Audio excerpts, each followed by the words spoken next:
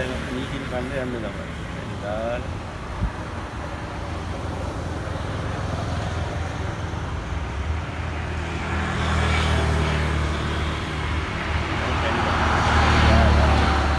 දැන් අපි යන්නේ මීකින් කන්න. මෙන්න බඩු. නේද? පැණි දාලා සුපිරි මීකින් දේවා.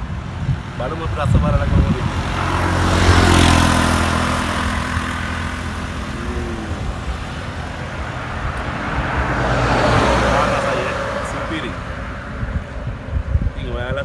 පාරේ පාරේ යනවා නම් ඇල්ල පාරේ අනුරාධපුර යනවා නම් අනිවාර්යයෙන්ම මීකිරි එකක් කාලේ යන්න අමතක කරන්න එපා.